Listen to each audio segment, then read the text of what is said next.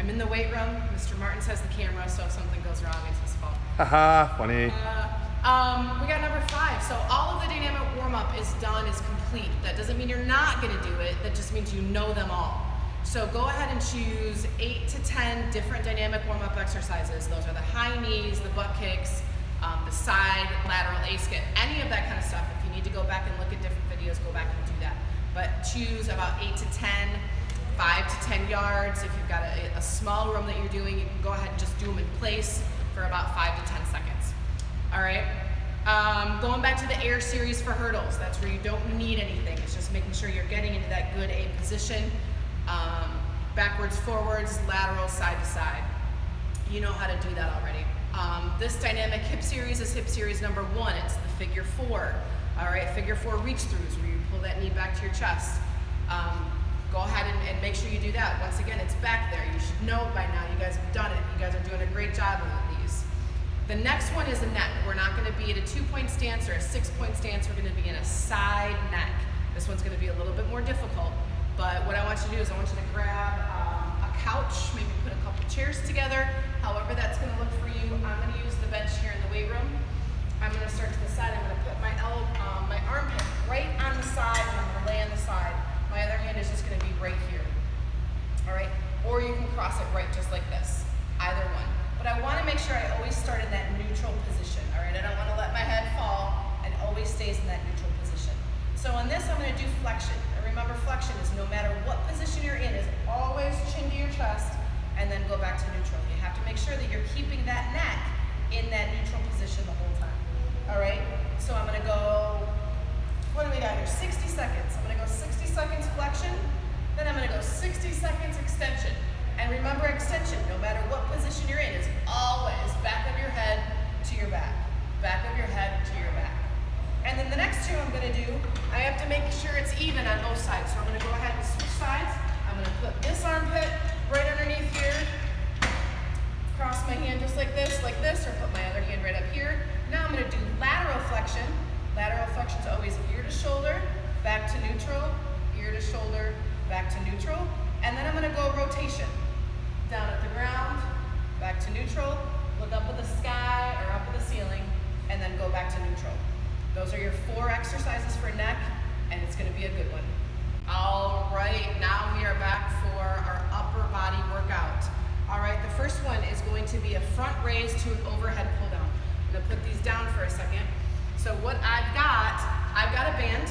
Some of you might have a band. I'm going to show you how to do these in a second if you don't have a band. So what I'm going to do is I'm just going to stick my foot right here. I'm going to go to a front raise, right all the way right in front. Notice how my elbows stay locked and stay straight. I'm going to get all the way up here over my head, almost so my ear is right by, I call it my elbow pit right there. Then I'm going to stretch it out to a pull down, right to a T. All right? I want to make sure that my hands and my thumbs are kind of up to the sky, just like this. I'm going to stop at the T, and then I'm going to bring it back up to that overhead, so my ear is right by my elbow pit, as I call it, and then I'm going to bring it right back down to where it started. Notice how my arms are straight all the time, straight all the time, straight all the time, and straight all the time. All right? And when I'm done, I'm not just letting it come all the way down like that. I'm controlling it, and controlling it, and controlling it, and controlling it. All right, one last time. I want to make sure that I'm squeezing those scapulas together, and I'm getting ready to go. All right? Your next one, let me show you really quick about how to do the bottles though. All right, so it's going to be the same thing. I just have some spray bottles. You might be able to use pop cans, soup cans, anything like that, but it's going to be that, get a good athletic stance, raise it right up in front, get that elbow pit to the armpit, bringing it right back down here so your hands are right even with your shoulders, bring it right back up, and then all the way back down to where you started. All right? Your next one is going to be double sabers. Double sabers. So what you're going to do, now I've got a couple of bands right here. So what I'm going to do with the sabers is I'm just going to bring them right back up. Okay, make sure your hands aren't going all the way up here. Make sure you stop just slightly above. Mr. Martins just hit his head, that's pretty funny. Stop your hands just right above your shoulders or right even, and then bring them right back down. All right, so you're gonna bring both hands right up here, and then bring them right back down. Once again, elbows stay locked, and they're gonna go right there. So what I'm gonna do is I'm now going to go ahead and go straight up, once again, just above my shoulders or right even with my shoulders, and bring it right back down. Right back up, and then bring it right back down. All right, now we're gonna go to upright rows. All right, upright rows I think you've done before, but we'll just go ahead and review them. If you use a stick or you use maybe you have a curl ball like this, you wanna make sure that your hands are nice and close together. All right, you don't wanna have them wide, nice and close together. And you're gonna lead with those elbows. Those elbows are gonna go all the way up to almost your head, and your hands are gonna go right underneath your chin, and then you're gonna bring it nice and slow on the way back down. Go ahead and bring it fast on the way back up, and really work it nice and slow on the way back down. I have this, you might have a backpack. This is what I would do, is I would go ahead and fill your backpack, and most backpacks have this little thing right up here at the top, which is actually perfect for upright rows, all right? So you're gonna bring it all the way right up to your chin. Once again, elbows are right there, and then bring it right back down. Elbows straight up to the chin, and bring it right back down.